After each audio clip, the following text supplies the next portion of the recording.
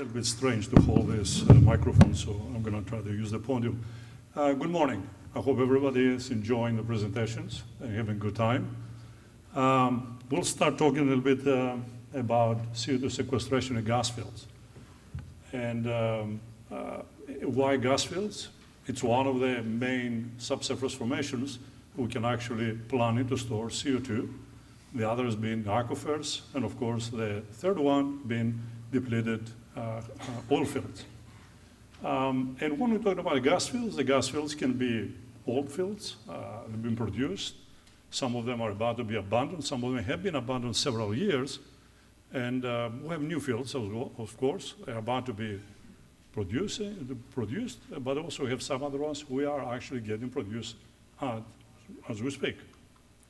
So let's throw some equations here because we're engineers, I hope, or some of us geoscientists, but I think engineers love equations.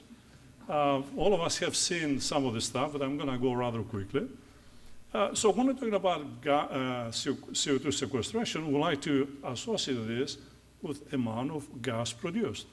So typically speaking, as reservoir engineers, what we like to say is that the amount of gas recovered, this RF, the recovery factor, what we call, is a function of the initial pressure and the abandonment pressure, PA, divided, of course, by the corresponding gas compressibility factors. So this is when we have no aquifer underlying the gas field. If we do, then the equations become a little more complicated. This is from Agrawal back in 1965.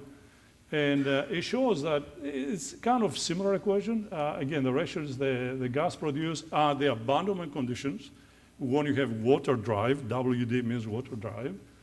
And then we see we have some more terms here, which is the residual gas saturation, what we call, the initial gas saturation, and also is the amount of water that encroached into gas fields, because when we produce these gas fields, the water is going to start moving into the gas formation zone, and then we'll trap some part of this gas.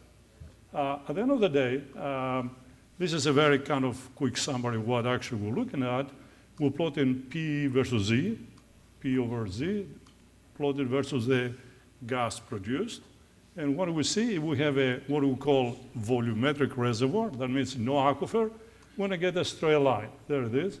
And depending on what pressure will end up being our abandonment pressure, that will be the amount of gas we produce.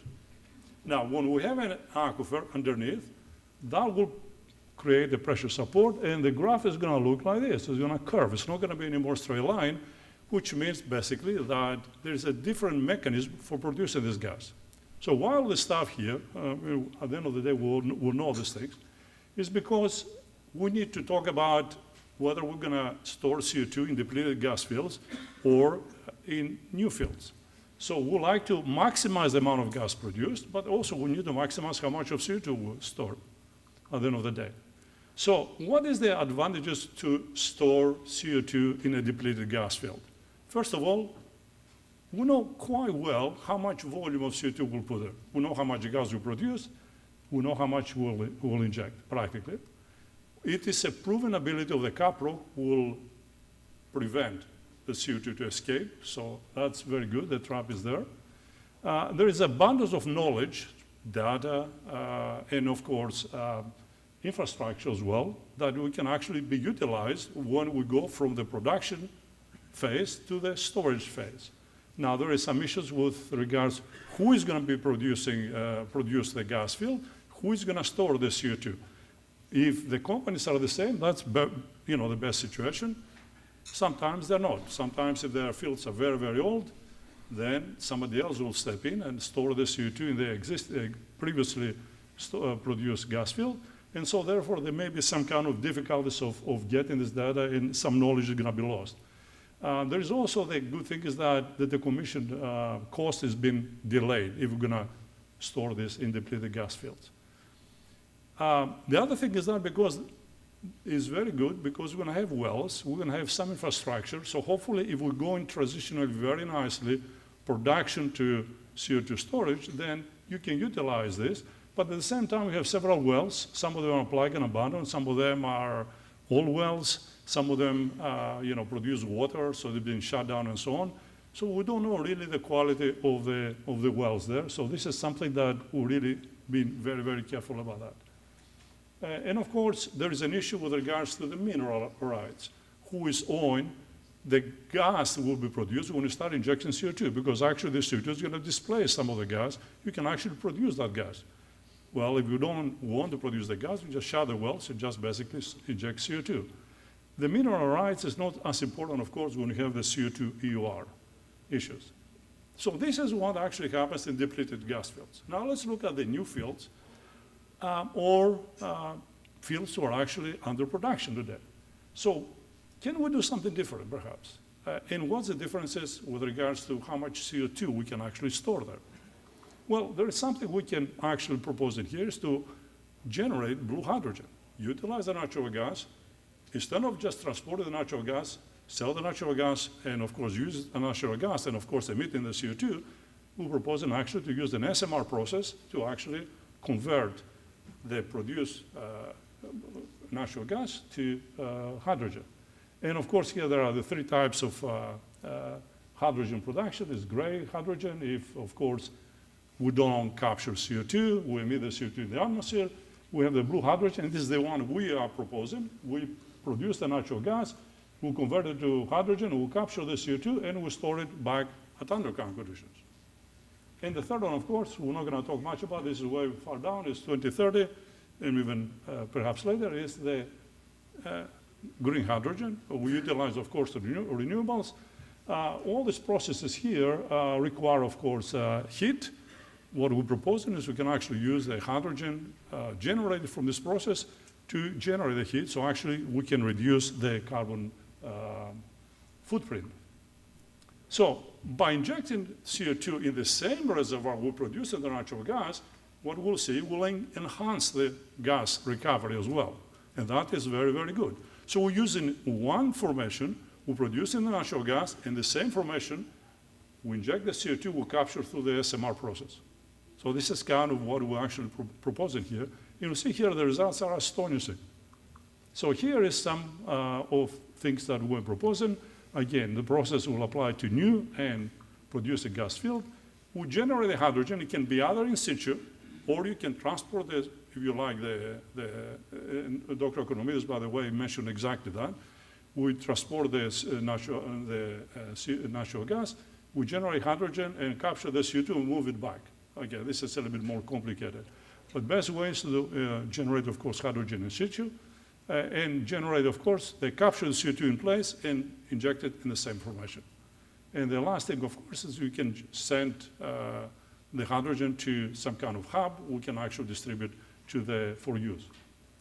Okay, so what is the management constraint? We're gonna produce the natural gas at constant rate because we need to utilize the SMR process and we need to generate the hydrogen at the same rate. We're gonna capture CO2 because sooner or later CO2 will break through. So we'll capture the CO2, we'll separate it with natural gas, we'll combine it with the natural gas, CO2 that generated from SMR, and we inject it at the ground conditions. And eventually we'll avoid methane leaks. So we're not gonna use this methane transportation, we're gonna use the approach to utilize, generate the hydrogen in situ. I'm gonna show you some results here. This is the data we used. The highlighted red entries, this is the height. Clearly this is important. The other issue is the permeability, whether we're gonna have low permeability or high permeability reservoirs. And the third one we utilize quite extensive is longitudinal dispersion, how well the CO2 is gonna mix with natural gas in place. So we did some analysis. Okay, so the top pictures here shows the impact of molecular diffusion. So we have like natural gas, we put CO2 and they start mixing because of the molecular diffusion. And we see here as you increase the molecular diffusion, the mixing is much more aggressive. So we see here the range, red is CO2, and if you go down here is methane. So you can see here what actually happens. And this is the longitudinal dispersion, because actually in the porous space, it's a confined porous space, we have what we call it longitudinal dispersivity. So the two are going to work together. And for our cases, the results I'm going to show you, we decided with these numbers over here. And you can see the production well is up here, and the injection well is down here. Remember, this is a box like this room here.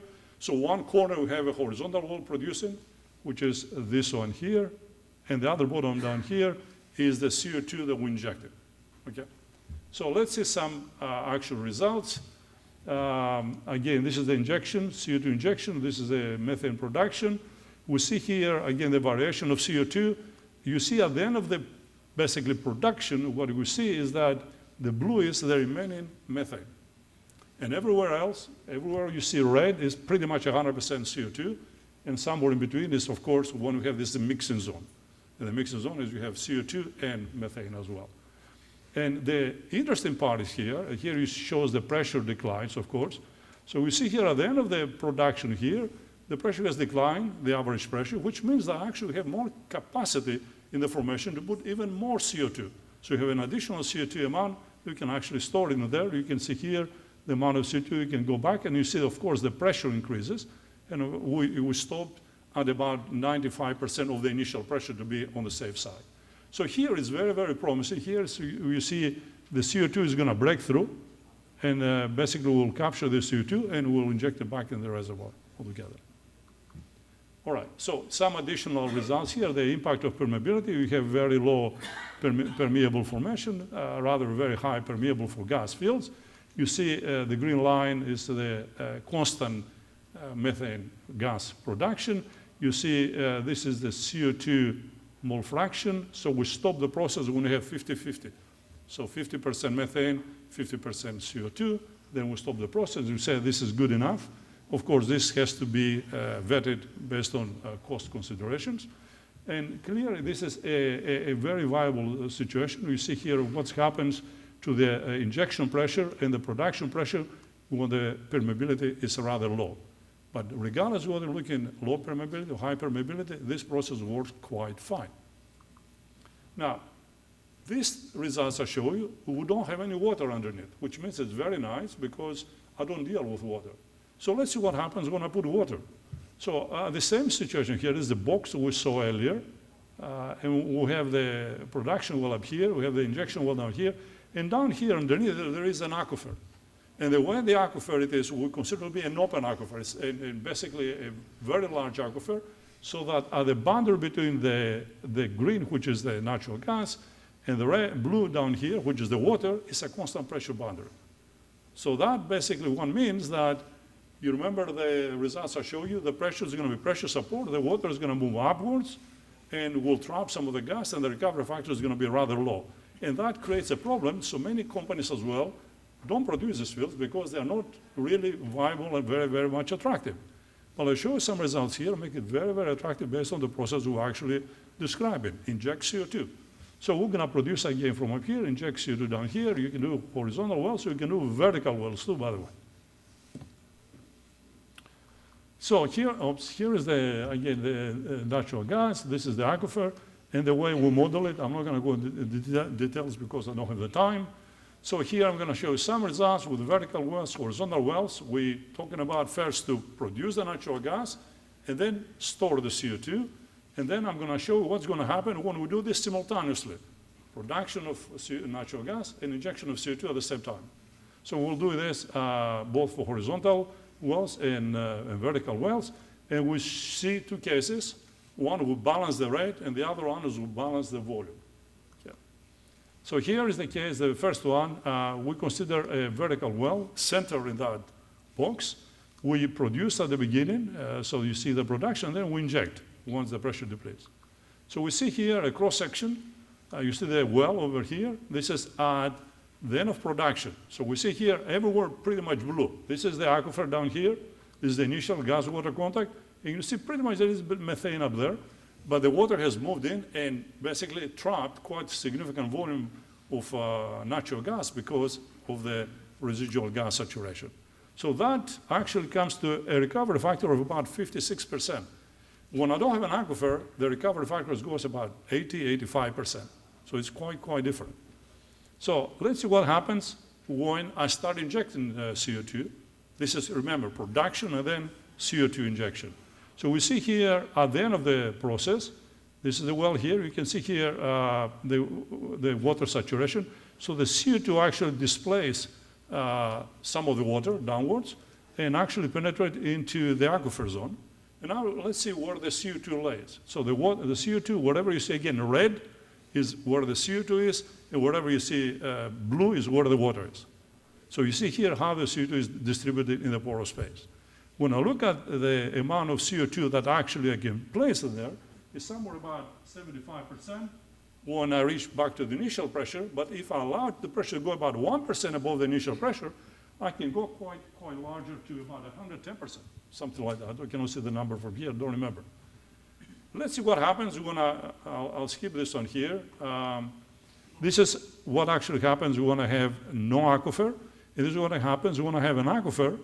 And this is when I have a rate balance and I have the volume balance. What I see here, I have recovery factors very high, very comparable when I don't have an aquifer. This is something we cannot achieve without the CO2 injection.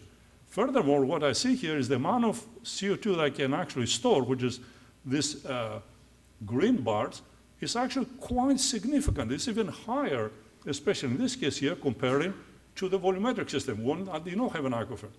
So I gain both. I increase the gas production, and I increase also how much CO2 I can put down subsurface. So I'll skip some of the results here. Let's show you some of the horizontal wells. Again, this is the well up here, the production well. This is the injection well. Here's the production. This is the injection. This is a cross-section, by the way. You see the initial gas-water contact. This is the aquifer down here. And this is the water saturation at the end of the process. You see here that CO2 is going to be in here. You can see it over in this graph. Again, red is CO2. And in this graph here, whenever it's a blue here, it shows there is water. Okay, so you see here, this part here, this has been encroached by water and basically capture and delay the water CO2 production. So we're out of time. Okay, well, right. Okay, let me show you this graph again. So you can see here very well. Again, remember, this is the volumetric. This is the case when actually I can store significant amount of CO2. This is this. It's 130% of the volume because the CO2 pushes the water downwards. This is very important. And so also solubilizes the water. So this has increased the amount of CO2 that I actually store. Thank you very much. I'd like to acknowledge my co-worker, Professor Konomides, and there is a student, Jihuan Li, is working also on that, and a master student. Thank you very much. So as we get ready for the next talk, if there's a quick question for Dimitrios, we can probably take it. So,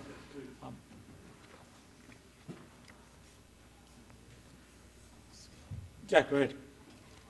Dimitrios, just a quick question.